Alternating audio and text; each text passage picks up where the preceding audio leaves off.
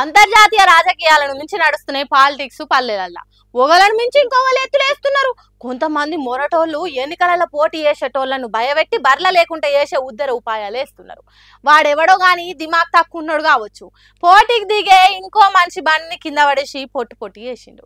జగిత్యాల జిల్లా మల్లాపూర్ మండలం గుండంపల్లి అనే ఊర్లే స్థానిక ఎన్నికలలో పోటీకి దిగేతానికి రెడీగా ఉన్న ఓ క్యాండిడేట్ బండిని కింద పడేసి కట్టెలతోని రాడ్లతోని కొట్టి పొట్టు పొట్టు ఎట్లా చేసిండ్రు.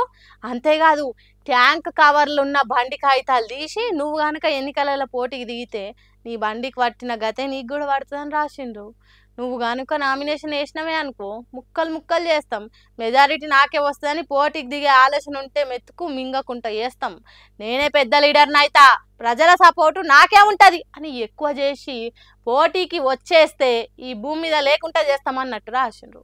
చూడుండ్రు ఎట్లున్నదో ఊర్ల పొంటి రాజకీయము. మంచితనము నీతి న్యాయం ఊరుకు సేవ చేస్తామని చెప్పుకొని గెలుచుడు కాదు, పోటీకి నిలబడేటోన్ని చంపుతాం పొడుస్తాం నరుకుతాం అని బెదిరించి ఎన్నికలలో గెలవాలని చూస్తున్నారు.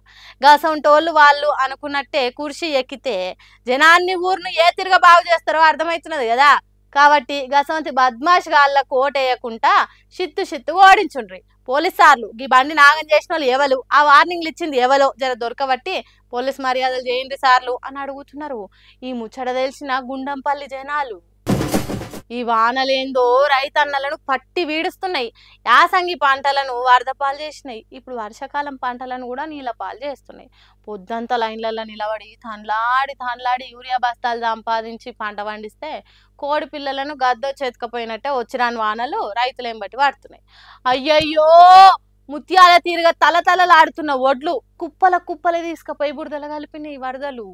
నల్గొండ జిల్లా నకిరేకల్ మార్కెట్ల రైతులు పండించిన పంటను ఎండ కారబోసుకున్నారట. ఎప్పటికీ ఆకాశం దిక్కు చూసుకుంటేనే జాగ్రత్త పడ్డారట. కానీ నమ్మించి మోసం చేసిన దొంగను తిరగా ఒక్కసారి వచ్చి కుండపోత కుమ్మరిచ్చిందట వాన. పాపం బురదపాలైన ఒడ్లను దోషిల్లెత్తుకున్నది ఈ మహిళ రైతక్క. ఉత్తుత్తగానే వచ్చిన గింజలు కాదు కదా, 6 గాలం కష్టం చేస్తే నోటి కాడికి అందినాయి. అందుకే వరదకు కొట్టుకొని పోయిన ఒడ్లను కుప్పలు చేస్తున్నది. పాపం రాశుల కొద్దొడ్లు రాళ్ల పాలైనాయి. చాలా దిక్కులలో వడ్లు కోతలకు వచ్చి వడ్లు ఆరబెట్టుకున్నారు. ఐకేపీ సెంటర్లు జల్దీ దొరుకుంటే ఈ తిప్పలు ఉండకపోవని అంటున్నారు రైతన్నలు.